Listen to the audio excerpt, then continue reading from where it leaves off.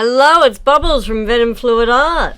Hope you've been having a fantastic day, night or morning, whatever it is in your part of the world. So I thought tonight we're just going to have a bit of a play, and I really don't know what I'm going to do tonight, but we're just going to see where the adventure takes us, I figure. So I'm back to playing with the palette knives at the moment. They've become a little bit of an addiction. And a little, I mean a lot. What I want to try is, I've got this gorgeous blue CA. So I'm actually going to rock that down with no paint at all first. And let's just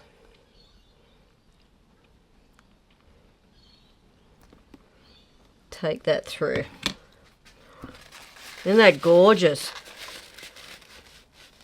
I'm just going to let the rest sit and see what she does. Nothing like a play day. It's how we learn, how we expand, and it's just crazy cool. So I think what I'll do with this one is we'll take it up and around. See what that's going to do. It might come around the side actually. Let's do that. That's the fun of palette knives. It is really just an adventure. Trust me, many wouldn't, but give it a go. Alright, so I think that is what we're going to start with tonight. Or today. Or in the morning. Now I think we might do is load up the palette with some colour. So we'll get rid of our blue CA now. And before, if anyone's been watching my premieres lately, I've had a habit of dropping my CAs in Venom's custom colours. So we're not going to do that today, hopefully. So I'm going to load up this palette knife, is what I'm using today. Tool of choice. I'm going to bring that upside down now. We're going to go that way.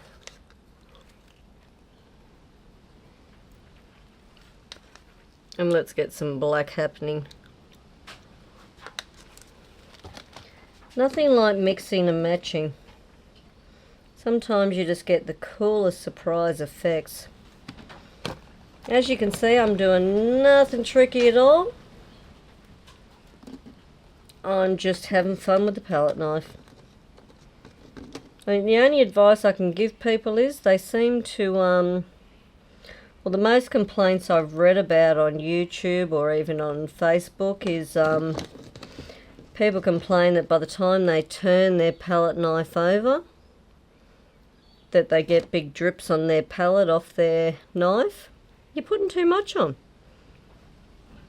It's really that simple.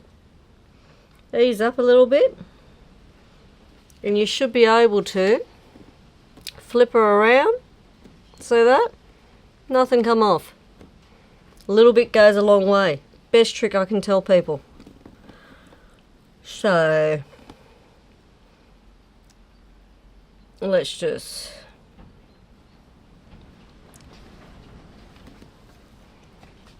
alright, put that one through there. Now I think we'll turn that. I'm going to get a clean piece of paper towel because damn I get messy doing these. It is the fun of it.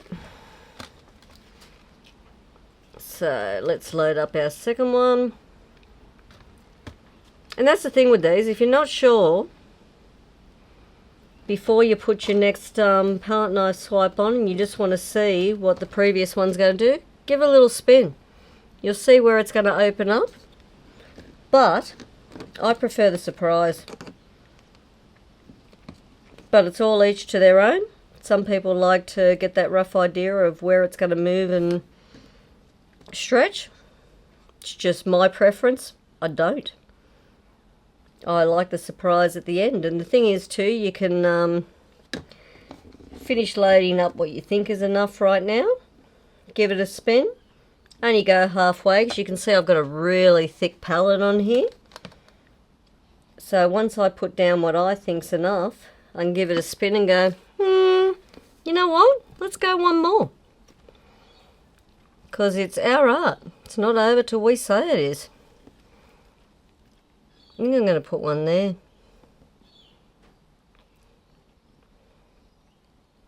But I'm just going to go to there. We'll wipe that one off. I think we've actually got room for one in here. Because you've got to remember too, because I've just used blue CA in these ones, they're going to spread out and they're really going to fade out.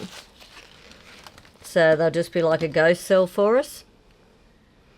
And the actual loaded palette with all the colour is what's going to be the most dominant part on the canvas there. So right now I'm sort of ignoring that these bits are even there and just focusing on the two loaded palette knife swipes.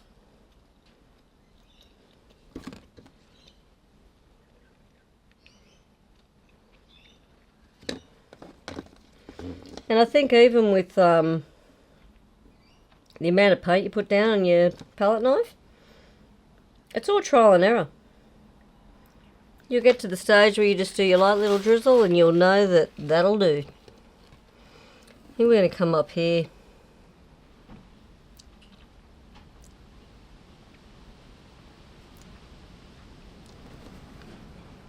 Just going to run that down. Alright.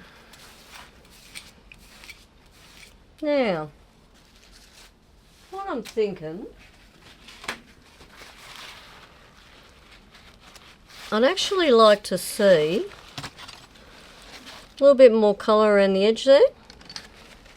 So that's where I mean, it's not too late. We're going to bring out the mini swipe tool now.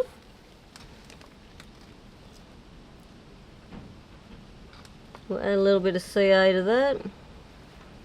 Now on this size one, I probably wouldn't put all the colours down I'm laying down. Just a little bit of two of them would do enough to get the colour I want.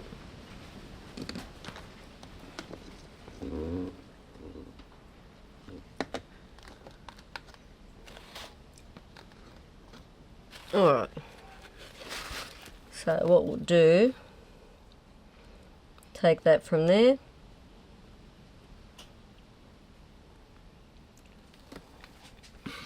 And that should give us the colour we're missing in that piece there, and it's coming through. Alright. So what I might do, just put some of these lids on now, because I'm not going to need them. And I don't want to get carried away and bump anything into it, which Bubbles has a habit of doing. I can live with it, but it doesn't always make others smile politely when they go to use that gold and it's got black in it. I get that. So we'll fix it now.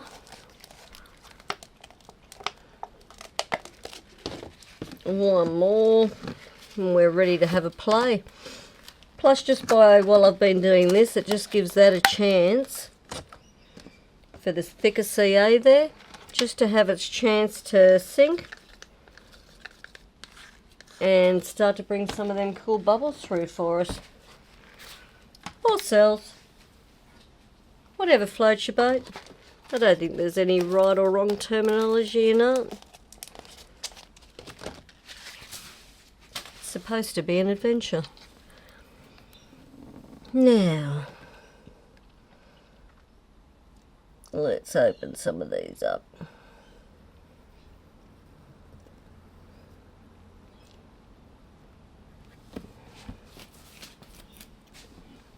Let's see what this one's going to do. Quite like them effects through that one. It's pretty cool.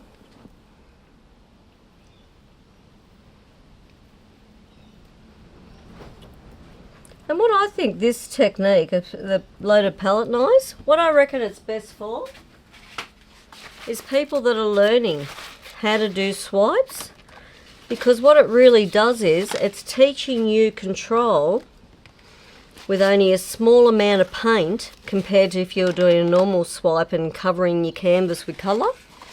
You're putting a little bit on your swipe tool and just practicing how heavy, how light, what angle you should be putting that palette knife through the pillow paint on. So by practicing with the loaded palette knives, you're not going through much colour at all and wasting something. So you know what? I reckon she's about ready to go for a spin.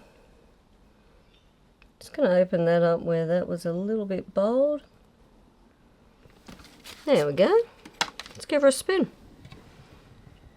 Just a little bit at first, just to see what way she's going to go.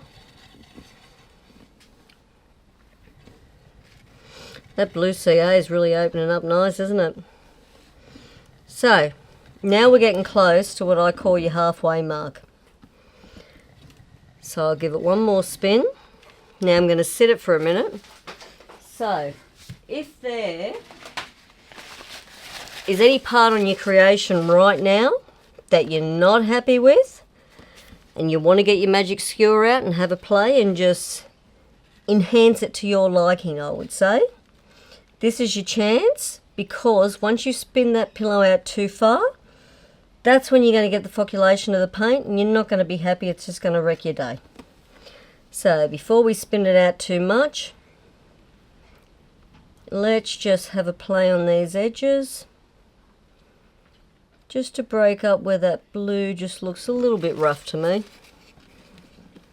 So we're just going to give it just a few little patterns through it, just to give it a little bit of something. Doesn't have to be amazing. That I quite like, because we haven't got that dark bold bit around the edges. It's sort of like this where it looks a bit ready to be. So we'll tidy that up too. And see how none of the paint on the edges is actually breaking up. That's because we've still got that thicker pillow right now to work with. So that's why I always call it that last window of opportunity. Because once you go too far, you're not going to be happy with what happens. That paint flocculation can really wreck your day. Especially if something was looking like a zinger before you stuck that skewer in.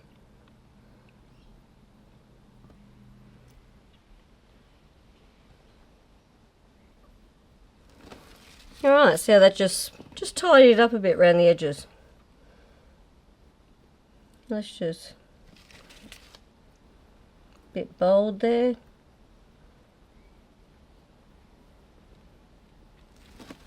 There we go, breaks that down a bit. Now,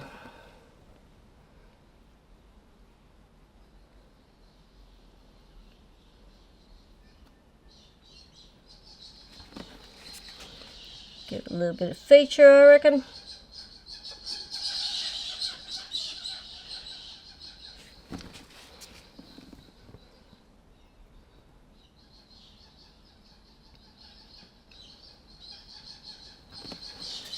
And really, this can be used in any technique as long as that pillow is still moving.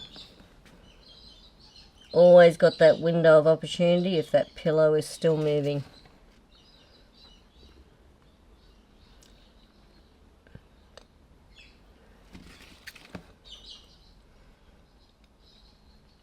Might bring that across that way.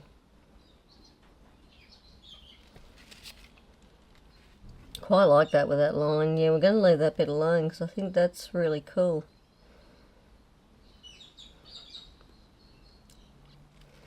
Sometimes there's just pieces that you just like. Alright.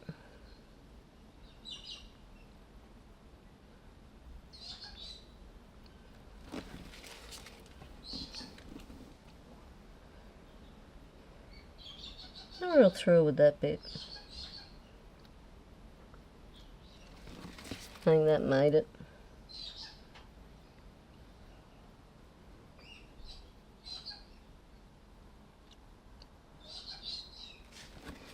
Alright, so I think we'll spin her out now.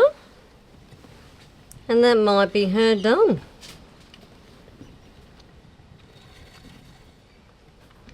So just something a little bit different tonight. Having fun with palette knife swipes. They're an adventure. Definitely an adventure. So what I might do, I'll get my trusty cameraman to give you a close-up of that one. And that's just for people starting out with palette knife swipes. You see we've got no movement left now. And just what great effects you can get, something so simple and not using a lot of paint. So great for practicing with that palette knife. So I'll get him to do a close-up reel because that'll just show off some of them really cool different effects we got through there. And I hope you enjoyed that this week and took a little bit of something away that just might help you create that next zinger.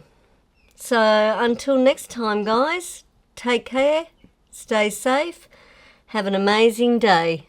Thank you for watching. Bye.